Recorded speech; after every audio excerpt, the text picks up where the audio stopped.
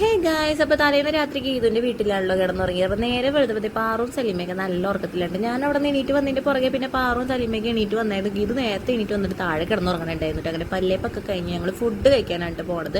അപ്പോൾ വെള്ളയപ്പം കടലക്കറി ആയിരുന്നു കേട്ടോ. അപ്പോൾ സൂര്യഭഗവാൻ നല്ലോണം തിളങ്ങി നിൽക്കുന്നുണ്ട്, നല്ല വെയിലായിട്ട് നിൽക്കുന്നുണ്ട്. തലേ ദിവസം നല്ല മഴ ഉണ്ടായിരുന്നു. പാറു ആണെങ്കിൽ പിന്നെ ഇവിടുത്തെ ക്യൂട്ട് മ്യാവിൻ്റെ പുറകെ ഉണ്ട് നടക്കുന്നത്. അവർക്ക് ഭയങ്കര ഇഷ്ടമായിട്ടോ ആ മ്യാവിന്. എനിക്കും ഭയങ്കര ഇഷ്ടമായി. നല്ല തക്കെടുപ്പുണ്ട്, ഡിപ്രഷൻ അടിച്ചിരിക്കുകയെന്നൊക്കെ പറയില്ല. അതിൻ്റെ ഇരുത്തൊക്കെ കാണാൻ നല്ല രസമാണ്.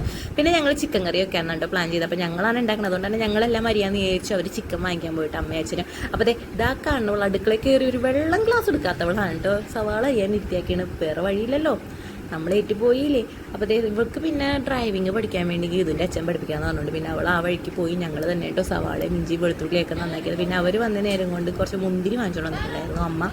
അപ്പോൾ അത് പാറുവിന് തൊലി ഒളിഞ്ഞ് കൊടുക്കേണ്ട. അപ്പോൾ ഗീതും പാറും തമ്മിൽ ഭയങ്കര നല്ല കോമ്പിനേഷനായിട്ട് രണ്ടുപേർക്ക് അങ്ങോട്ടും ഇങ്ങോട്ടും കണ്ടുകൂടാം. എന്താണെന്നറിയില്ല, ഗീതിൻ്റെ ഒരു വയലൻസ് സ്വഭാവമായുള്ളത് കൊണ്ടായിരിക്കും കൊച്ചിനൊന്നും പിടിച്ചിട്ടില്ല. ബാക്കിയുള്ളവരെയൊക്കെ കൊച്ചിന് ഇഷ്ടമായി, ഗീതിന് മാത്രം ഇഷ്ടമായിട്ടില്ല കേട്ടോ. ചില നേരത്ത് മാത്രം ഇവർ തമ്മിൽ അംഗം വെട്ടണ കാണാം, ഇഷ്ടമല്ലാത്ത പോലെ കാണിക്കാനാണ്. പിന്നെ ഞാൻ ചിക്കന് വേണ്ടിയുള്ള പ്രിപ്പറേഷൻ തുടങ്ങിയത്. ചിക്കൻ ടിക്ക ആയിട്ടുണ്ടാക്കണം.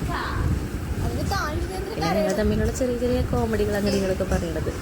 ഗീതിൻ്റെ അമ്മയുടെ ഫുഡ് കൊടുക്കണത്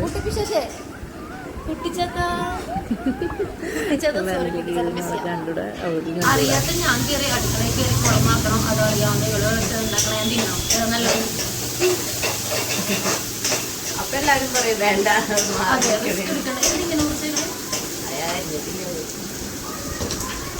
അങ്ങനെ അതെല്ലാം കഴിഞ്ഞു. ഞങ്ങൾ ഡ്രൈവിംഗ് പഠിച്ചു നട്ട വെയിലത്ത് പോയി ഡ്രൈവിംഗ് ക്ലാസ്സിൽ പോയി വന്നിട്ട് ക്ഷീണിച്ച് കിടക്കണ കിടപ്പാണ് കേട്ടോ. പിന്നെ അച്ഛൻ വന്നപ്പോൾ മറ്റേ വട്ടും കരലുണ്ടല്ലോ അതും വാങ്ങിച്ചുകൊണ്ട് വന്നിട്ടുണ്ടായിരുന്നു കേട്ടോ. കോഴി കുറച്ചോളൂ എന്ന് പറഞ്ഞിട്ട് പ്രശ്നം പൂച്ചയുടെ കിടപ്പുണ്ട്, മലന്നടിച്ച് കിടക്കുക. അതങ്ങനെ പാവന്റെ എണീറ്റ് ഭയങ്കരമായിട്ട് കേട്ടോ. അപ്പോൾ പ്രശ്നം പൂച്ചയുടെ അങ്ങനെ എന്താ പറയുക, ഈ ക്ലാവ് ഇങ്ങോട്ട് വന്നു എന്നാണ് പൂച്ച വിചാരിക്കുന്നത്. ഇത്രയും നാൾ ഇങ്ങനത്തെ ഒരു സാധനം ഇവിടെ ഉണ്ടായിരുന്നില്ല.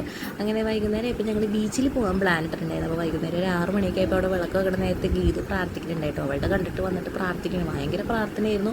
അവൾ എന്തൊക്കെയോ ചെയ്തു. അവൾ എന്നിട്ട് വെള്ളം തളിച്ചിട്ടൊക്കെ എന്തൊക്കെയോ ചെയ്യുന്നുണ്ട്. അത് അവൾ കൈ നനച്ചിട്ട് വന്ന് ചെയ്യുന്നുണ്ടായിരുന്നു. എന്താണെന്നറിയില്ല, ഞങ്ങളെല്ലാവരും റെഡി ആയിട്ടുണ്ട്.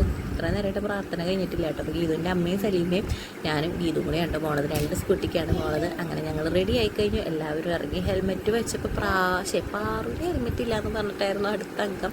ഞങ്ങളെല്ലാവരും ഹെൽമെറ്റ് വെച്ചു, പാറുവിന് മാത്രം ഹെൽമെറ്റ് ഇല്ല. അതിന് വേണ്ടി ക്രാവ് വണ്ടിയിൽ നിന്ന് നല്ല കുസ്തി ഉണ്ടായിരുന്നു കേട്ടോ.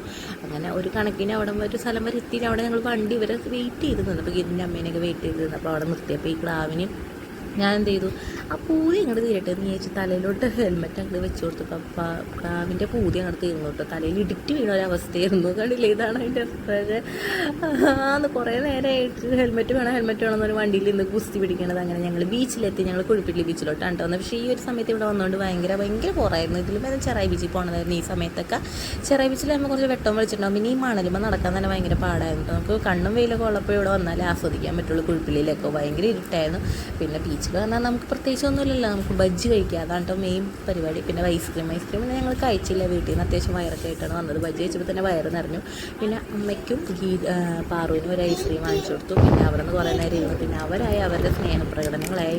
എന്തായാലും പാറുവിന് ഗീതുവിൻ്റെ അമ്മേനെ അച്ഛനെ ഭയങ്കരമായിട്ട് ഇഷ്ടപ്പെട്ടു. അവർക്കും അതെ, അവർ അങ്ങോട്ട് ഇങ്ങോട്ടൊക്കെ ഭയങ്കര സ്നേഹപ്രകടനമായിരുന്നു. എന്നെ അവൾക്ക് വേണ്ടായിരുന്നു. പിന്നെ പോയപ്പോൾ ഗീതുവിൻ്റെ അമ്മയുടെ പോകണ്ട അവൾ വണ്ടിക്ക് പോയത്. പിന്നെ വന്നപ്പോൾ തന്നെ നമുക്ക് പുട്ടും വട്ടും കരളും സെറ്റാക്കി വെച്ചിട്ടുണ്ടായിരുന്നു. പിന്നെ ഞാനതൊക്കെ കഴിഞ്ഞ് വീട്ടിലോട്ട് പോകാൻ വേണ്ടി ഇറങ്ങിയാക്കണുണ്ടോ. പിന്നെ അവിടെ നിൽക്കണില്ല, നേരെ വീട്ടിലോട്ട് പോകുന്നു. വീട്ടിൽ നമ്മുടെ വിളി വന്നുകൊണ്ടിരിക്കുന്നുണ്ട്. അങ്ങനെ അച്ഛനുണ്ട് കൊണ്ടുവന്നാക്കണത്. ഞങ്ങൾ അങ്ങനെ റെഡി ആയിട്ട് ഇറങ്ങിയപ്പോൾ എല്ലാവരും ഞങ്ങളെ യാത്ര അയക്കാൻ വേണ്ടി വന്ന് നിൽക്കുകയാണ്. സമയം ഒരു 9 മണി 9:30 ആയിട്ടുണ്ടാകും. പിന്നെ ഗീതിട്ട് കുറച്ച് തയ്ക്കാനുള്ള തുണികളൊക്കെ ഉണ്ട് ഇതിനകത്ത്. ഇതൊക്കെ തയ്ച്ചു കൊടുക്കണം. അപ്പോൾ ഞങ്ങൾ വരവേ വിട്ടയക്കാൻ വേണ്ടി ഒരാളകത്ത് നിന്ന് നോക്കുന്നുണ്ട്, നമ്മുടെ പട്ടിസാറ്. ആ പട്ടിസാറാണെങ്കിൽ നമ്മൾ ആൾക്കാർ